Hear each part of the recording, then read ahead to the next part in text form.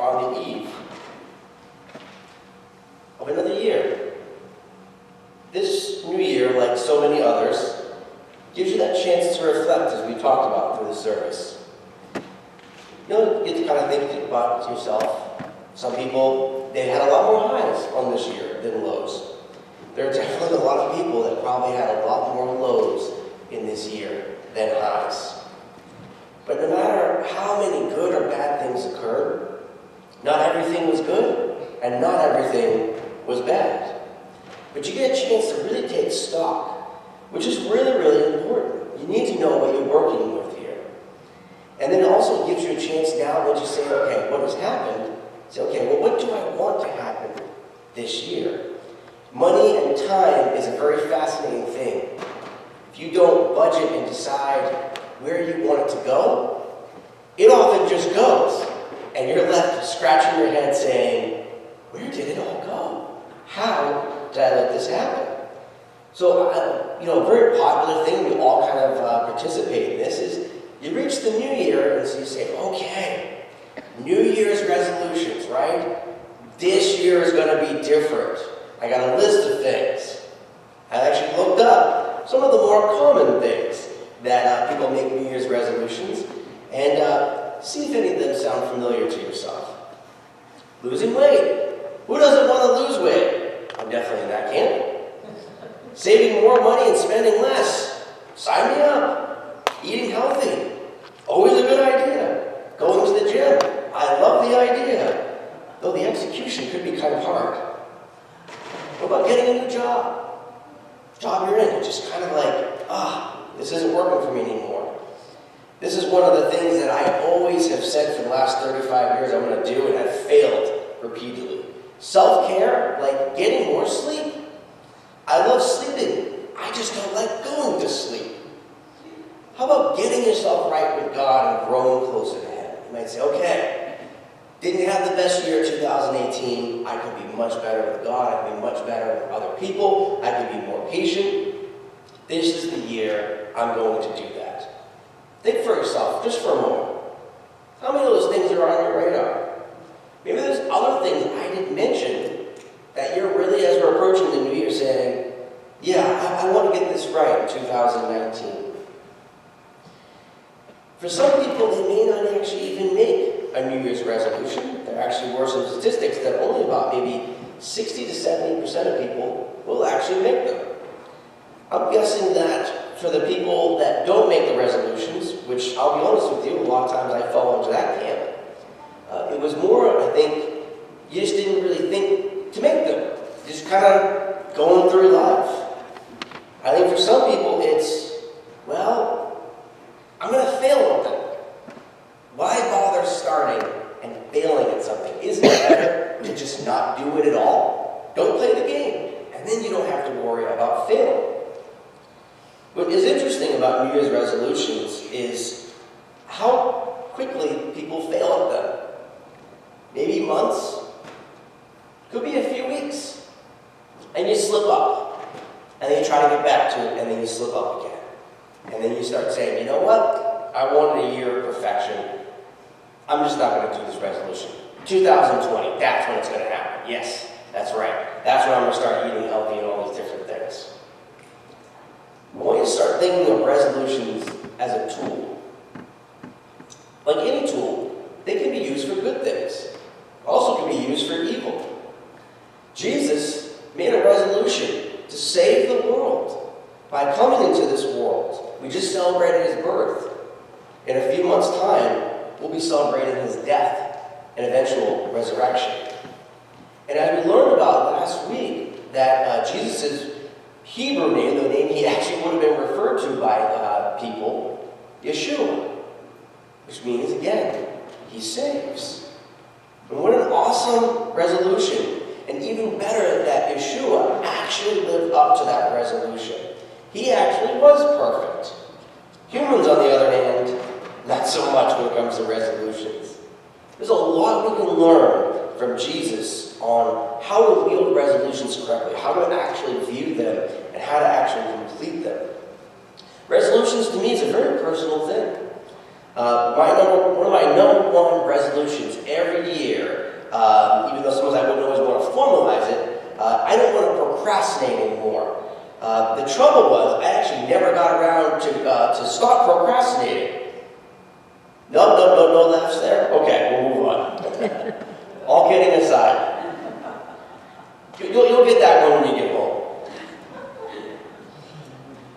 I didn't want to feel the sting of failure.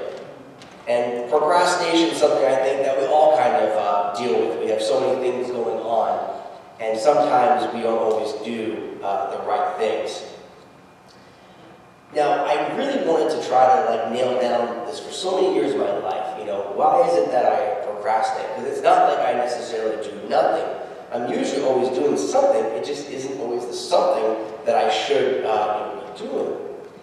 And as I went through the years, it's really kind of built up. It's part of the reason why I really don't want to make any formal New Year's resolutions, because I'm just never going to get around to it.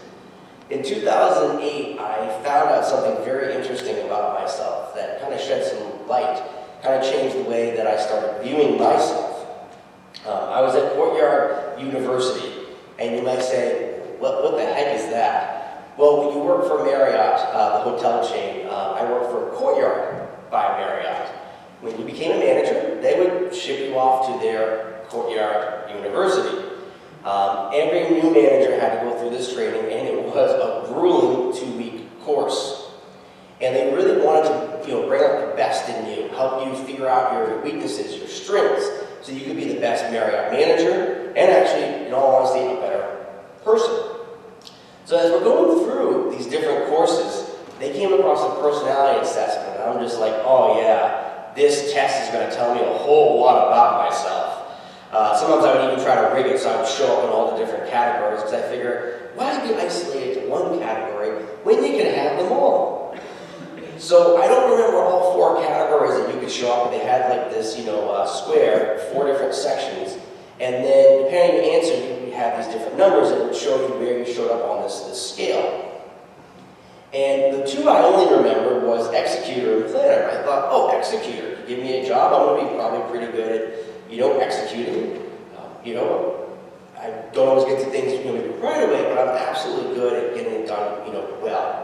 So I thought that's the category I was going to show up in, and so we did the assessment, and that didn't happen. Most of the managers actually showed up in the executor column. They were just good at just turning out tasks left and right.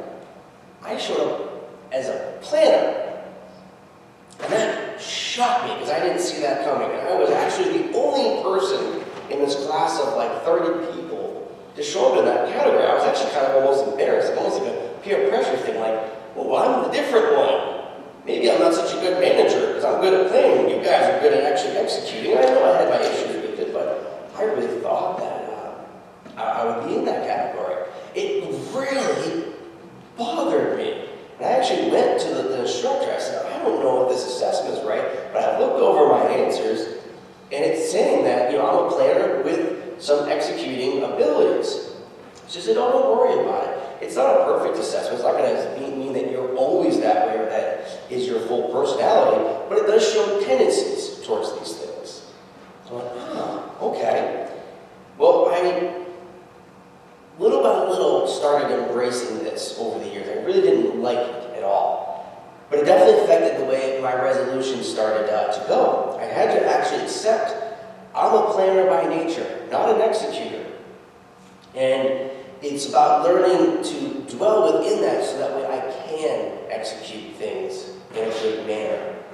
It's been a very hard and arduous journey, a lot of humbling by God. My planning usually got in the way of me relying on the Lord. That was one of the biggest lessons that God tried to teach me, is you can plan all you want. I need to plan on Him and let His plans be what matters most to me. And then once I started getting myself more on the right path, things have gotten better. Not perfect at all. Still very much struggle with things. But learning to trust in Him every day and making sure I have the right resolutions. That's probably one of the biggest things right there. The right resolutions with our Lord. Now, just like you and me, the Israelites, they also made some resolutions. Similar to us, they failed. Really bad at them. And very similar to us, it did not take very long for Israel to fail at these resolutions. Well, in Israel, you have in Exodus chapter 19, 1 through 8, we have the Sinai covenant, or you could call it the Sinai resolution. I will read the scripture. On the first day of the third month, after the Israelites left Egypt, on that very day they came to the desert of Sinai. After they sent out Rephaim, they entered the desert of Sinai, and Israel camped there in the desert in front of the mountain. Then Moses went up to God, and the Lord called him from the mountain and said, "This is what you are to say to the descendants of Jacob, and what you are to tell the people of Israel. You yourselves have seen what I did in Egypt, and how I carried you on eagle's wings and brought you to myself. Now, if you obey me fully and keep my covenant, then out of all the nations you will be my treasured possession. Although the whole earth is mine, you will be for me a kingdom of priests and a holy nation. These are the words you are to speak to the Israelites." So Moses went back and summoned the elders of the people and set before them all the words the Lord had commanded him to speak. The people all responded together, "We will do everything the Lord said." So Moses brought their answer back to the Lord. So what we just read was Israel making a resolution just before Moses was to ascend to Mount Sinai to receive the Ten Commandments. Israel had experienced something that no one had experienced up until this point, and in many ways, no race of people will experience what they have. They were at the foot of this mountain. They saw God himself descend upon this mountain with thunder and lightning and smoke and clouds. A terrifying and amazing spectacle, to say the least. They saw what God did to Egypt. He destroyed them in such a unique way. You cannot attribute it to a human being or mere natural disaster. It was the hand of the Lord. So it's important to remember what went before when they decided to say, "We will do everything the Lord has commanded." They said everything. They put themselves out there. So God gave them the Ten Commandments. And along with the Ten Commandments in Exodus chapter 20, verses 23, the Lord said to them, "Remember, you must not make any idols of silver or gold to rival me." So when all of Israel agreed to do everything the Lord had commanded, that now meant, hey, don't make idols of silver and gold. Well, it was probably only about a month, if even that. They were waiting for Moses to come back down, and they absolutely failed in their resolution because they made an idol of gold. And we read this in Exodus 32, chapter 1 through 6.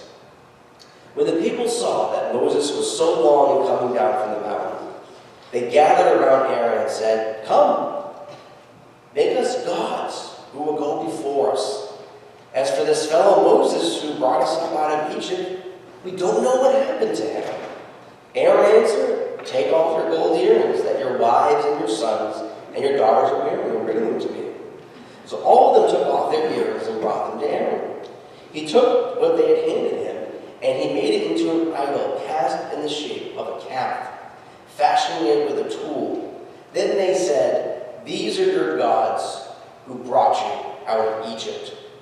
When Aaron saw this, he built an altar in front of the calf and announced, "Tomorrow there will be a festival to the Lord." So the next day the people rose early and sacrificed burnt offerings and presented fellowship offerings. Afterwards, they sat down to eat and drink and got to indulge in revelry. When you're thinking of your resolution, could be a good one, could be a bad one. When you first start thinking, this is going to be a good resolution, you get excited, right? You get new energy. That's what happened with Israel. Problem was, they absolutely chose the wrong resolution to focus on. They violated God's command, and thereby violated their resolution. They absolutely failed. This golden calf cost Israel, almost cost them their lives. God was going to actually wipe out every single one of them because they indulged in this idolatry. How often our resolutions can become idols to us, that we must achieve it in a perfect way, and that this resolution is the most important thing, for us. Moses had to actually intercede on behalf of Israel, just like Jesus interceded, so that way the Lord will not destroy us. God honored his covenant that he made with Abraham, Isaac, and Jacob. He did not destroy them on that day. He gave them forgiveness. He offered up mercy. And then he gave them grace, because at this point he had not told the people of Israel that they will not receive the promised land. They still were going to. They hadn't been given just to their kids yet, because this was the first of many failures of Israel. Now, despite the fact that Israel fell time and time again, like I said, God never gave up on them.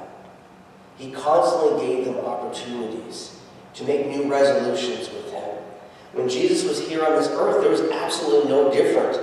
What was interesting is that the people closest to Jesus, who you think would follow God wholeheartedly, they failed. I mean, think about how close Israel was. It wasn't like Israel was in Egypt and Moses was over at Mount Sinai, hundreds of miles away, and this was all was going down, and they failed. No, they're staring at God, and they failed. Very similar to how Peter was right next to Jesus those 3 years of ministry, and yet Peter epically failed. I want to give you a little consolation. I'll talk more about it later. You can't fail like Israel and Peter did in these moments. You can fail bad, but these people failed on an epic scale. Now, some other similarities that is interesting is how Israel has presented the Lord, given these covenants, given these promises. They made their resolution. Their leader left. Leader Moses left. He was sent away to the mountain. He was up there for 40 days and 40 nights. Same way that Jesus was also brought away from the disciples. You almost could say that crisis shows you who you really are. Shows you what your resolutions are truly about. So in Matthew 26:31, Jesus is very frank with them and says, I'm going to be sent away. I'm going to be struck down. And you are all going to leave me. What was interesting is that Peter only responded to part of what Jesus was saying. For Jesus was saying that he will die. But the way that Peter responded, he said, even if all fall away on account, I never will. He said, I got this, Lord. These people are going to fall away, but I'm going to stay faithful to you. So Jesus then looks Peter dead in the eye. And he says, this very night, before the rooster crows, you will disown me 3 times. Not 1, not 2, but 3. Peter responded in a very Peter fashion. Kind of beat his chest, got his pride out, and he was like, no, even if I have to die with you, I will never disown you. And all the other disciples said the same. We're never going to disown you, Jesus. They made a resolution in the presence of God, staring at him. They had full access. So the table has now been set. And just like the Israelites, the disciples made this proclamation. And it was not long. In fact, the Israelites lasted a whole lot longer than the disciples did. They failed on their resolutions that very night. How many of you made New Year's resolutions and you fail on the same day that you made them? That should probably be most of us raising our hands. We see Peter's failure show up in Matthew 26, verses 69 to 75. Now Peter was sitting out in the courtyard, and the servant girl came to him. This is after Jesus had been arrested, and all the disciples had already fled. So Peter now was following at a distance. So the servant girl looks at Peter and says, "You were also with Jesus in Galilee," she said. But he denied it before all of them. "I don't know what you're talking about," he said. Then he went out of the gateway where another servant girl saw him and said to the people, "This fellow was with Jesus of Nazareth." He denied it again with an oath, "I don't know the man." After a little while, those standing there went up to Peter and said, "Surely you are one of them. Your accent gives you away." Then he began to call down curses and swore to them, "I don't know the man." Immediately, a rooster crowed. Peter then remembered the words of Jesus had spoken, "Before the rooster crows, you will disown me 3 times." And he went outside and wept bitterly. No matter how many resolutions you have failed on, as I've said to you earlier, you can't fail like this. These were unique opportunities in the history of mankind, never to be seen again.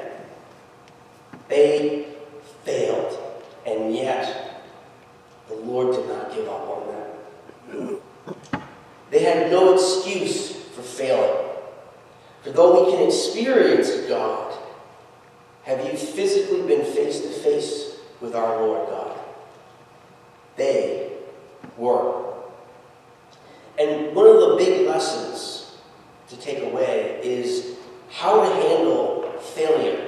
I would actually say handling failure is even more important than trying to succeed in resolutions. For being perfect is an impossible task. And God wants us to understand how we are to emerge from the ashes of defeat so we can continue to journey on. Remember, resolutions are a very important tool. Wielded correctly, they build and they do great things. Wielded incorrectly, they destroy. I'm going to give you 3 quick things to help you as you kind of go through this year. 3 things I want you to really dwell on and say to the Lord, okay, how do I apply these things into my life? The first thing I want you to start doing when you're thinking about your resolutions or even about your life is be daring. Be daring. Following any resolution is a very daring act because of that fear of failure. That alone stops most people in our tracks. And when you're thinking of a resolution, be daring with it. It's okay to shoot for the skies, knowing that God doesn't expect you to get there. But it's about trusting in Him that He can get there. Just like Israel was supposed to trust in the Lord to get them to the promised land.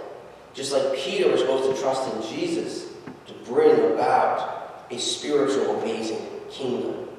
And even if what you're thinking about might seem small, think of being daring as the fact that you are now going to have new changes in your life. That's daring in itself. And as you're being daring, the second thing that's very important is be durable. Not Duracell, though it is good to be, like a battery. I would define failure as when you actually stop trying. That's actual failure. So when you're being daring with things, guess what? Newsflash, you're going to fail, and it's okay. When you fail, it's an opportunity to make adjustments. When you stop, you have achieved failure. Remember, the Lord isn't looking for you to accomplish your resolution with perfection. It is about the journey to never stop trying. It's about not staying down. When you get knocked down, allow the Lord to pull you back up with these resolutions that He gives you. So after you're being daring, and you have to be durable, and you have to get back up. Once you get back up, the third thing you need to do, be determined. Start running after that resolution with a laser focus. Keep your eye on the prize. Your focus should be on whatever that resolution is. Not about achieving it perfectly, as I mentioned before, but about staying the course. And of course, what is the most important resolution of all? It is about Jesus. It is about following him, and it's about wanting him more than anything. Because believe me, when you have that as your one resolution, he will show you the incremental changes in your life, how to eat healthier. Do you want to know how to eat healthier? It's actually not by trying to eat healthier. It's by desiring to want to eat healthy, which means you no longer desire to want the bad food. Why do you go to the bad food? It provides that comfort. So Jesus will take care of all. So be daring, be durable, and be determined with how you follow Jesus. And as we approach New Year's, take a different approach, different direction. Don't put all this pressure on you like I've done. Don't worry about being perfect. Spend some time with God and let him show you what is important for you, and then get focused on it. And whatever that is, whatever he shows you, be daring, be durable, and be determined. Let us pray. Heavenly Father, we thank you so much that we get to experience a new year, that you give us these moments of where we're able to dissect what happens, a pause, if you will, in our craziness called life that never stops. So we can recalibrate, we can retool, and we can become better people, Lord. This whole world is an incubator for character development. That's it. Perfection is something that cannot be achieved in this world. But our development with you, our development with one another, that is everything. That is the purpose, because character stands the test of time. Your fruit, your character fruit, is the true reward on this world. It is what makes us stop hating one another, stop cheating one another, stop judging one another, and start really letting you build us up so we can build up others, Lord. Lord, help us with our resolutions, that as we go forward, we would pick the right things, chosen by you and accepted, by us, Lord. Really, just help us be the priesthood of believers as you made to the promise of Israelites. We haven't earned this, but you wish to give it, Lord. What a great resolution. May we embrace it the way that you embrace your name, Yeshua, the one who saves. And you have done that, if people are willing to accept it, Lord. Help us to accept that as our resolution. May 2019 be about us getting closer to you so we can know how to minister into the world. And Lord, thank you for all that are gathered here together. May they dwell with you and enjoy everything that is you and each other. In Jesus' name, amen. Now have the worship team come forward.